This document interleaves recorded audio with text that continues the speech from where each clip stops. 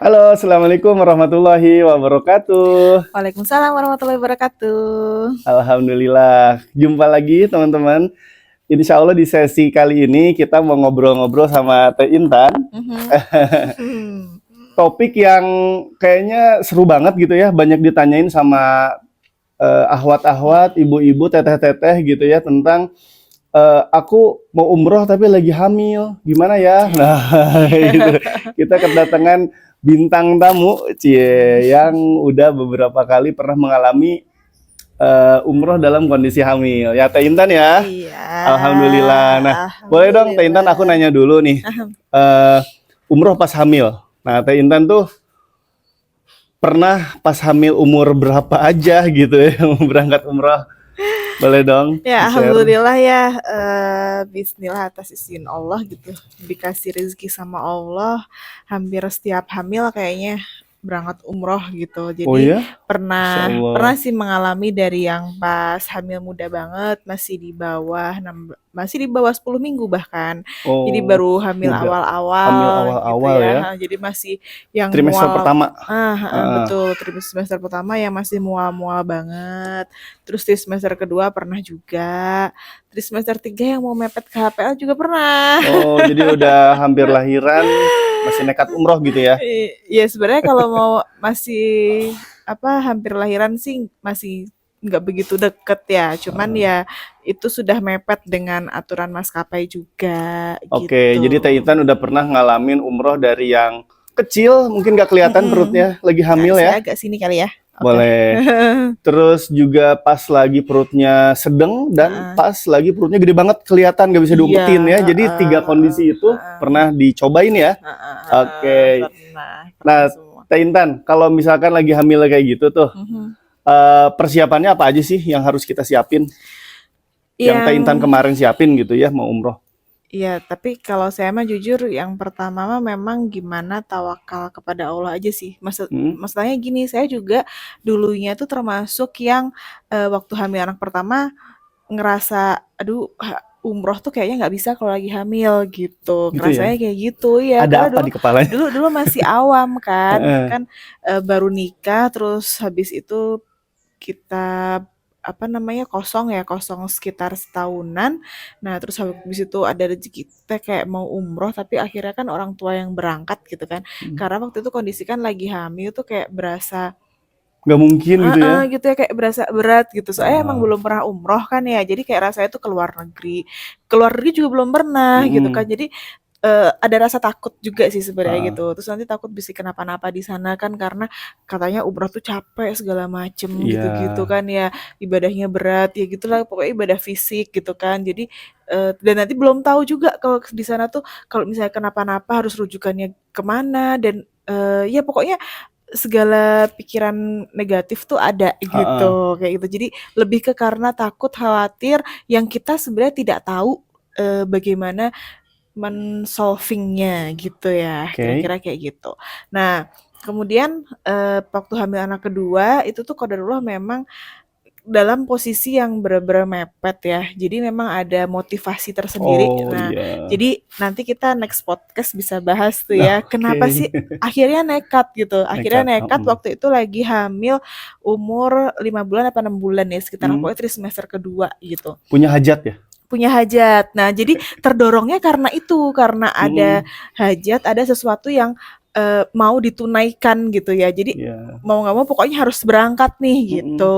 Nah, akhirnya berangkat dan itu tuh masih dalam kondisi yang wah lagi hamil trimester kedua padahal. Jadi kan kalau dalam ritme kehamilan tuh kan biasanya trimester pertama itu masih rawan, trimester Ya. kedua kan kondisi aman, aman Heeh. dibawa kemana-mana. Nah, trimester ketiga itu kondisi yang balik rawan Rawan lagi lagi. gitu. Ya. Nah, jadi waktu itu kita ambil yang semester kedua padahal dalam kondisi aman tapi bener-bener yang persiapannya tuh kayak apa ya riweh gitu ya Mm. maksudnya Mm. riweh-riweh banget harus dan pikirannya masih yang kayak aduh gimana ya aku lagi hamil Overthinking juga teh. overthinking nah overthinking betul overthinking Pernah ya sekali gitu ngalami. pernah ngalami jadi Heeh. wajar sih sebenarnya ketika teman-teman yang sekarang lagi hamil apalagi hamil anak pertama anak kedua nah, Mm. saya tuh juga hamil anak kedua gitu nah itu tuh masih banyak yang dipikirin gitu Iya. akhirnya sampai waktu itu eh suami kan ini ya upgrade hotel sendiri pada akhirnya. Jadi cari yang hotelnya dekat dengan masjid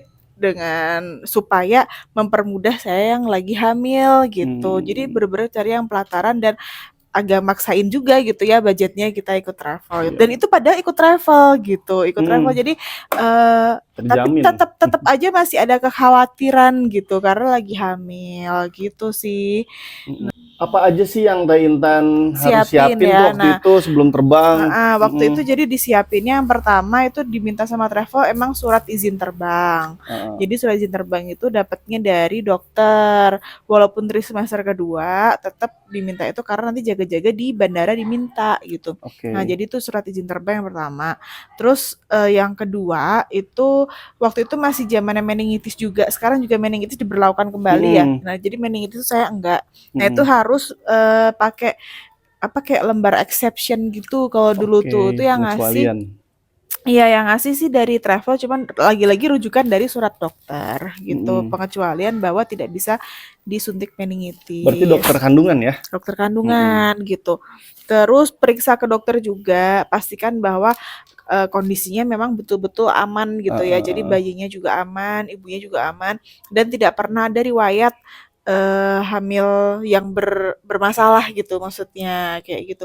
Nah, qadarullah sebenarnya saya tuh waktu itu justru hamilnya bermasalah Mm-mm. gitu, Kenapa hamilnya tuh? bermasalah. Ya nanti kita spill lagi di Oh ya, ini ya, sebenarnya di sesi maksudnya khusus ya. kalau Jangan dibuka di semuanya sini. semuanya dibuka di sini nanti kita podcastnya jadi Oke. 2 jam. Jadi Sip. itu memang Mm-mm. hamil yang bermasalah gitu, tapi Oke. ya alhamdulillah waktu ngelobi dokter tuh Dok, justru karena lagi hamilnya bermasalah gitu kan, jadi pengen ke sana dan dokternya alhamdulillah mengizinkan karena Support. dokter support gitu. Karena dokternya memang waktu itu keturunan Arab yang nge-handle saya tuh Oke. dokternya tuh. Jadi beliau sendiri tuh juga kayak yang udah kalau kemana-mana saya nggak boleh. Jadi waktu hamil kedua itu pergi keluar kota aja saya nggak boleh gitu sama dokter tuh. Hmm. Tapi kalau perginya untuk umroh boleh ibadah gitu, Malah disupport. lebih jauh ya. Disupport sama dokter ya Mm-mm. gitu. Nah, Alhamdulillah. dibekelin juga tuh obat-obatan. Mm-mm. Gitu. Nah, karena saya hamilnya bermasalah, memang ada obat-obatan khusus ya gitu ya, Ya. yang harus dikonsumsi dan segala macamnya. Itu juga dokter udah sesuaiin gitu. Nanti yang ini dosisnya digimanain segala macam gitulah. Pokoknya itu udah ranah dokter aja ya. Kita nurut aja sama kata dokter kayak gitu. Mm-mm. Kemudian apalagi ya? Durasi juga ya waktu itu dipertimbangkan juga sama dokter. Jadi kita ngambil yang nggak begitu panjang ya waktu itu juga umroh pertama. Jadi sekitar 11 hari kalau nggak salah ya. Itu efektifnya 10 hari gitu. Jadi udah pulang. Oh, ya. Terus apa lagi ya? Udah sih selebihnya itu. Nah, itu kalau persiapan ininya ya, persiapan maksudnya secara dokumen dan Dokumen, fisik gitu ya. fisik gitu ya kayak gitu. Cuman kalau saya sendiri sih pribadi gitu karena itu pengalaman pertama umroh lagi hamil dan kondisi hamilnya sedang tidak baik-baik saja tuh saya sendiri persiapannya hanya mengandalkan Allah gitu. Jadi kembaliin ke Allah gitu. Memang benar-benar dari sejak merencanakan mau umroh sampai datangnya waktu umroh menginjakan kaki di Baitullah tuh Mm. yang dibawa dalam doa tuh memang itu gitu. Minta Allah yang jaga kita gitu, Allah yang punya kita Oke. gitu kan. Jadi emang semuanya diserahkan pada Allah gitulah. Gitu. Jadi itu yang pertama sih menurut saya Heeh. ya gitu. Yang akhirnya ya alhamdulillah Jadi lulus bahan gitu ya. bakar kita tetap maju walau ada hambatan apapun gitu kira-kira ya Iya Teh Intan ya. gitu. Teh Intan tadi kan ngomong-ngomong tentang surat dokter ya, disiapin siapa tahu dicek di mana. Sebenarnya dicek nggak sih, diminta nggak sih di mana kalau dicek gitu coba Teh Oke, Intan. jadi sebenarnya kalau misalnya kita nggak kelihatan lagi hamil, karena kan kalau Heeh. hamil kan mungkin beda-beda ya, ada yang Mm-mm. gede, ada yang kecil gitu Mm-mm. perutnya. Nah, itu tuh kadang dicek, kadang enggak jadinya. Jadi kalau misalnya emang kelihatan banget, dia pasti ngecek, petugas waktu Pasti check-in. nanya gitu ya, Heeh, ibu pas hamil ya gitu. iya pas check-in tuh pasti ditanya, "Hamil ya?" Gitu, karena kan kelihatan. Tapi kalau nggak kelihatan tuh nggak ditanya Gak ditanya. sebenarnya Kalau gitu. misalkan nggak ditanya terus nggak kelihatan tapi kita pegangan punya surat dokter, Mhm. sebaiknya bilang apa udah biar aja sih Teh Intan? Tergantung ya, tergantung kondisi sendiri. Soalnya kan saya pada akhirnya tadi ya saya bilang pernah beberapa kali umroh dalam kondisi hamil gitu. Nah itu dalam kondisi hamil yang saya memang bermasalah saya bilang gitu. Oh. Padahal waktu itu sebenarnya hamil anak kedua tuh nggak begitu kelihatan loh pas Hmm, trimester keduanya iya. gitu, nggak begitu kelihatan gede gitu loh, Heeh. gitu. Cuman saya bilang ke Bilang takutnya maskapai, kenapa-napa, ya nggak bilang malah nanti malah kita yang bermasalah ya. kena Heeh. gitu.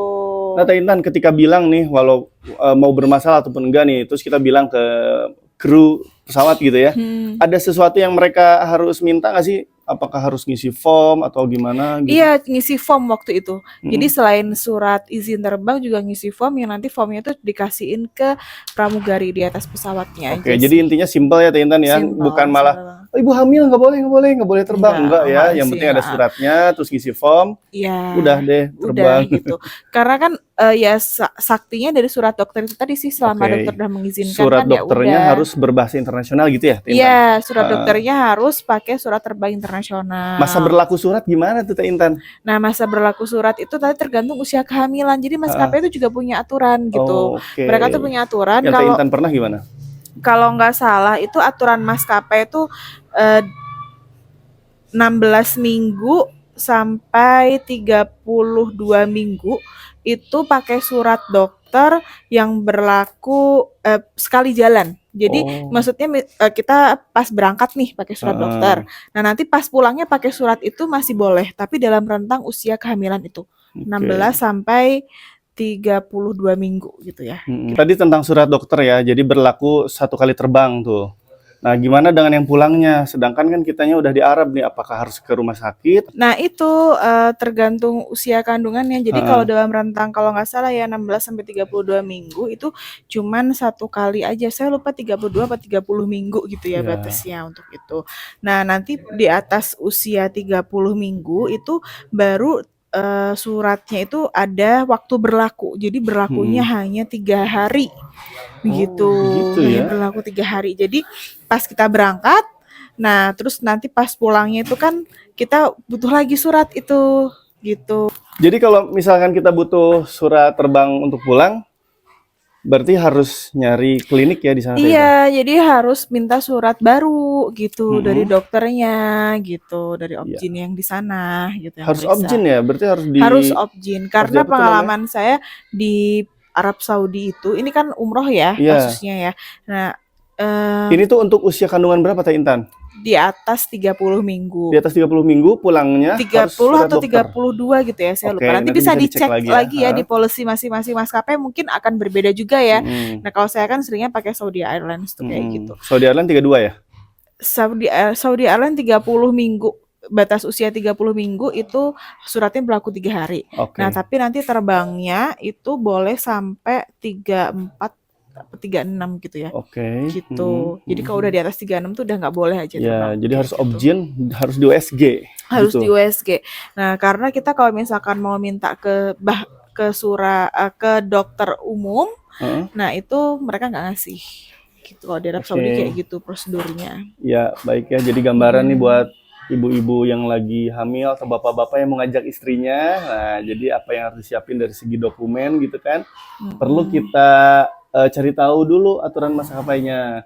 Selanjutnya nih Teh Betul. Intan, kita kan namanya ibu hamil gitu. Ada nggak sih privilege selama kita dari mulai mau terbang sampai di sana ketika umroh, ada nggak sih privilege apa yang dirasain? Apakah ada antrian khusus gitu di imigrasi apa gimana tuh? Iya, paling antrian khusus di imigrasi ya. Kalau kita di imigrasi itu kan memang ada yang namanya ramaham itu. Hmm? Jadi salah satunya kan memang untuk ibu hamil ya kriterianya. Mm-mm. Tapi itu ibu hamil untuk usia kandungan di atas 5 bulan kalau nggak salah.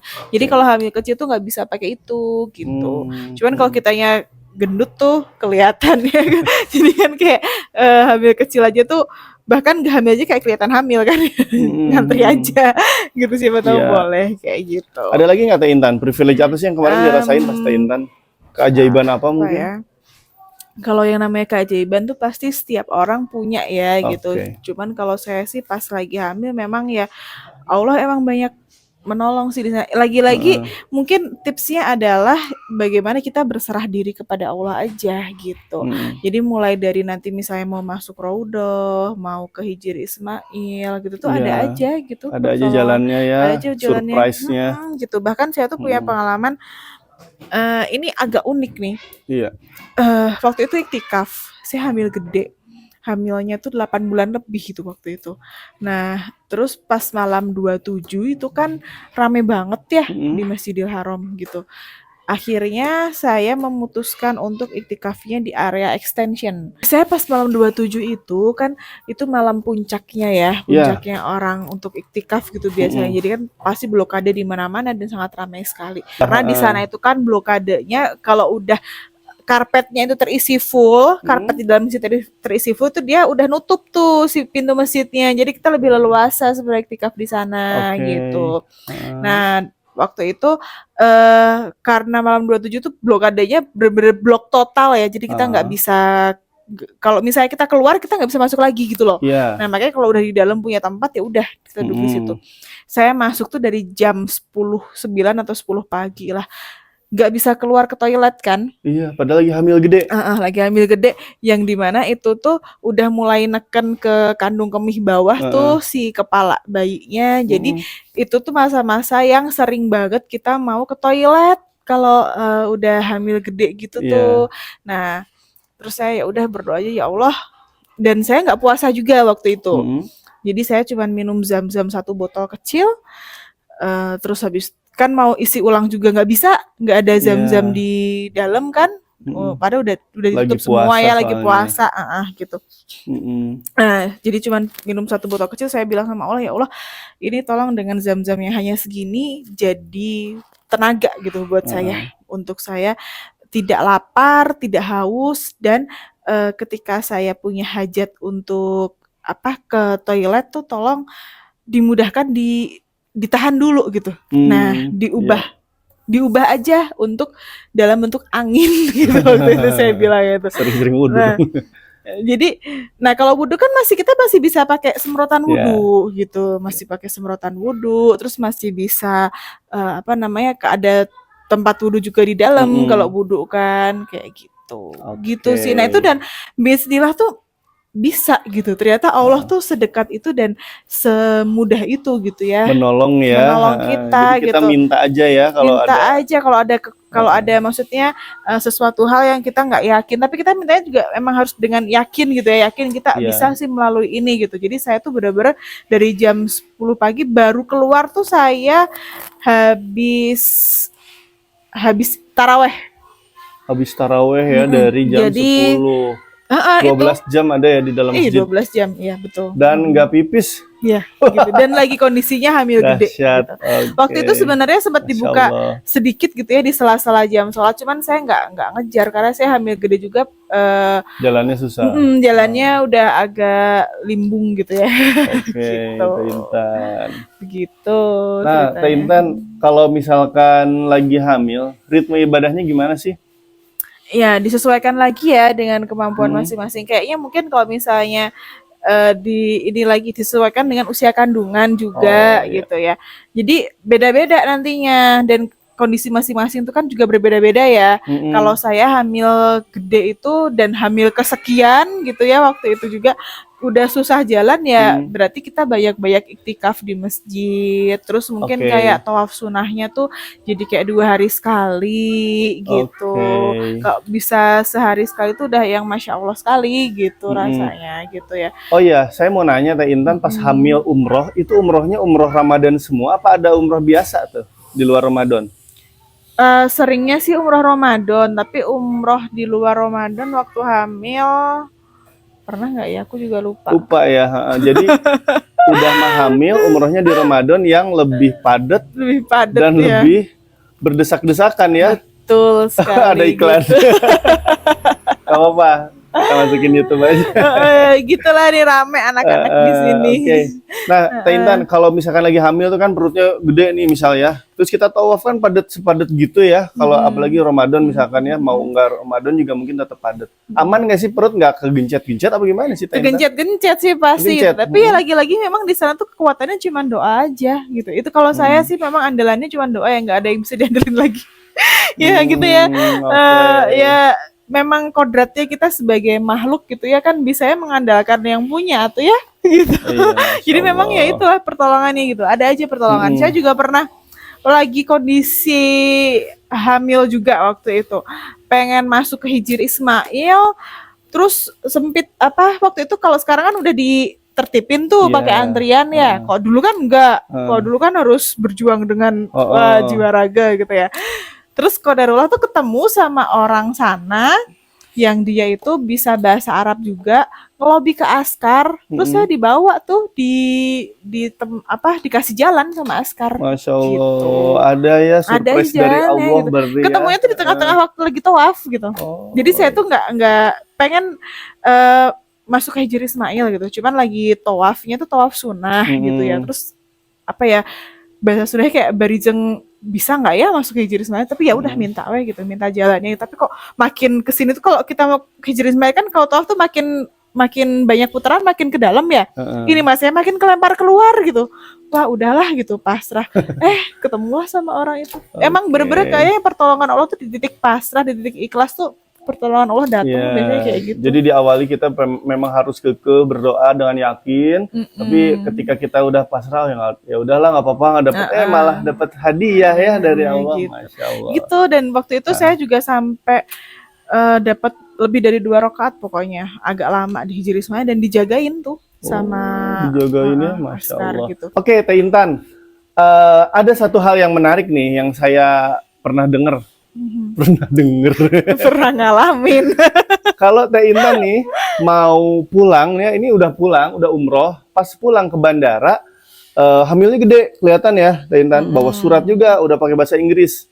Tiba-tiba sama petugas check-in nggak boleh terbang gitu. Nah itu gimana tuh Teh Intan, deg-degan banget kan, udah mau pulang nggak boleh. Betul. Gara-gara apa dan kayak gimana Teh Intan? Jadi saya tuh pernah hamil gede itu 2 kali. Yang pertama itu dulu tuh dua-duanya pakai Saudi Airlines gitu. Nah yang pertama dulu tuh memang hamil gede, terus kita bawa surat dari Indonesia. Nah terus pas mau pulang itu tahu sih aturan maskapai itu bahwa harus berlaku 3 hari gitu kan. Tapi yang namanya bikin janji sama objin di sana, kan kita itu ada asuransi ya di visa umroh ya. Nah itu berlakunya asuransi itu hanya di rumah sakit negeri. Jadi otomatis kita harus ikut aturan rumah sakit negeri, dokter objin yang praktek di rumah sakit negeri gitu kan. Itu susah banget bikin janjinya. Jadwalnya susah gitu. Jadi dalam jangka waktu saya di Mekah tinggal di Mekah, cuman berapa hari aja tuh nggak nemu jadwal. Jadi akhirnya nggak bisa pakai surat itu, nggak dapat surat tuh dari dokter. Ya qadarullah ya gitu. Udah ngaku padahal di counter check-in pas mau pulangnya, tapi dianya nggak mempermasalahkan, jadi boleh-boleh aja gitu. Itu memang ya diselimuti dengan doa juga ya gitu, karena sebelumnya tuh memang udah berdoa, karena dari klinik Ajiat Hospital tuh memang udah bilang juga bahwa nanti kalau mau pulang harus bawa surat dokter lagi loh, karena hamilnya gede gitu. Nah tapi dari situ tuh akhirnya dibawa dalam doa terus gitu ya, setiap ke Ka'bah tuh.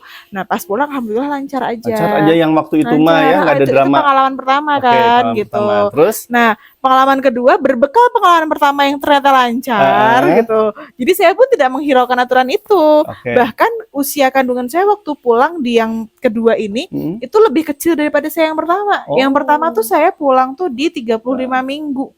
Wow, 35 minggu 35 hampir 36 gitu, 35 ke 36.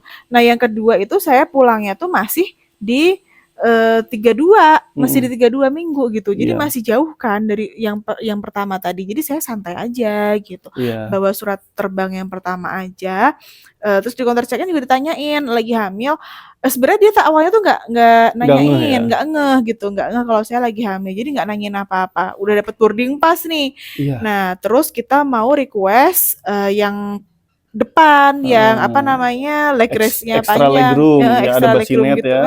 Gara-gara gitu. itu ya. Nah gara-gara itu terus dia nanya, kan ini spesialnya apa, kan kita nggak bawa bayi, nggak bawa anak, biasanya kan kayak itu kan bawa bayi spesial gitu ya. servisnya apa gitu ya, buat masukin gitu ke sistem buat gitu masukin maksudnya ke ya. situ. Ternyata kan ibu hamil, saya hamil gede, saya bilang gitu.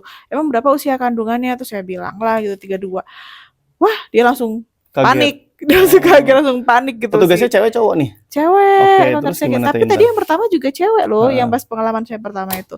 Nah ya udah terus dia panik, terus minta saya ke dokter bandara. Jadi di bandara itu Iya. juga ada dokternya gitu. Wah itu bolak-balik tuh saya ke dokter, dokternya nggak mau ngasih.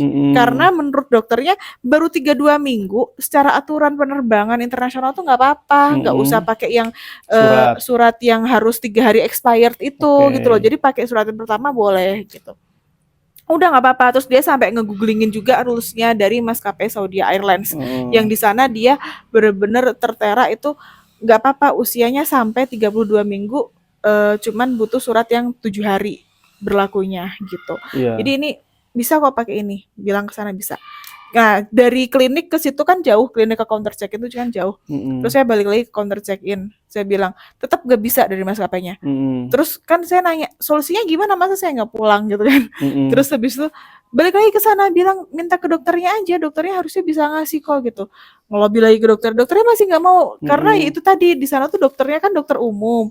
Jadi dokter umumnya Arab tuh dia nggak mau ngasih sembarangan, harus kalau yang Oh, kondisi ini hamil mah ya harus sama dokter obgyn iya. Nggak gitu. ada Kira-kira ya dokter nggak ada objin. gitu. Habis itu dia kayak gini, ya udah deh coba telepon dokter kamu di Indonesia deh gitu. Minta dia yang bikin surat ininya nanti saya yang nulisin gitu. Jadi dia tuh minta diteleponin, nanya-nanya gitu loh. Jadi kayak telemedicine gitu mungkin ya Oke. maksudnya. Nah, qadarullah itu tengah malam soalnya kondisinya kan dokternya di sini Lagi lebih pagi, tengah malam dini lagi hari ya. dini hari. Jadi nggak diangkat Oke. teleponnya. Oke, terus habis itu balik lagi ke sana. Wah, di pingpong lah pokoknya Nah, sampai di titik terakhir tuh saya udah pasrah banget karena capek ya bolak-balik ke klinik sama ke counter check-in tuh. mm-mm. Dan udah mepet waktu terbang. Waktu itu Iya. tuh udah kita check-innya kayak hampir terakhir ya, udahan Mm-mm. ya gitu. Udah mepet waktu boarding. Jadi udah saya berdoa aja sama Allah gitu. Mudah-mudahan sekarang dokternya mau gitu dan saya sambil ngomong baik-baik gitu ya, minta tolong banget nih dok, saya nggak mungkin kan stay di sini lagi kan saya harus pulang. Mm-mm. Saya punya anak-anak banyak di sana gitu. Terus akhirnya dokternya mau deh teken gitu, Bikin ya. Cuman gitu bikinin doang surat ya sebenarnya. iya gitu. Masya Allah. Terus habis itu ya udah dari surat itu dipakai sama maskapai. Jadi memang pelajaran buat teman-teman yang lagi hamil gede gitu ya, terutama untuk yang usia di atas 30 minggu deh kita kasih batasnya. Pulang Mm-mm. pergi itu baiknya emang sedia surat yang masa berlakunya 3 hari Oke. gitu. Nah, terakhir Teh Intan ya. Mm-mm. Ini kan juga mungkin akan jadi sebuah podcast yang direferensiin ya atau dicari oleh orang-orang yang mau umroh tapi istrinya atau dianya lagi hamil. Nah, ada pesan nggak buat yang kayak gitu? Oke, Buat ya teman-teman nih. untuk teman-teman yang lagi hamil, sebenarnya kalau kita merujuk pada regulasi yang pakemnya gitu ya, itu kan harus kita melihat dulu kondisi ya dari ibunya, dari bayinya, apakah ada penyakit atau tidak gitu ya. Kalau misalkan sehat-sehat semua, berangkat aja gitu, yakin aja berangkat. Tapi kalau misalkan memang harus ada kondisi-kondisi tertentu yang diperhatikan, yaitu balik lagi ya, mudah-mudahan sih teman-teman ketemu dokter obgyn yang sama kayak nanganin saya gitu, berkeyakinan bahwa kalau Iya. umroh mah berangkat aja dengan kondisi apapun berangkat aja berdoa di sana gitu karena andalannya hanya doa. Jadi mau hamilnya masih kecil masih sering mual, mau hamilnya udah gede yang udah kita susah ngapa-ngapain dari duduk mau berdiri aja kan susah gitu ya apalagi disuruh jalan gitu. Mm-mm. Itu berdoa aja nanti kekuatan tuh akan hadir gitu di sana tuh bener-bener yang magnetnya manusia ya di sana ya ya pusat bumi itu kan di situ ya gitu. Iya. Jadi memang energi besar tuh di situ dan ditambah lagi memang kita kekuatan doa tuh ada aja lah nanti pertolongan Allah tuh. Jangan takut kita berangkat aja Mm-mm. ini Allah penuhi aja syarat-syarat dokumennya dan pelajari policy dari maskapainya gitu. Masya Allah, Teh Intan, nih makasih banget ya udah sharing berkali-kali. Jadi emang dulu tuh kalau kalau hamil umroh gitu ya. Kalau hamil umroh.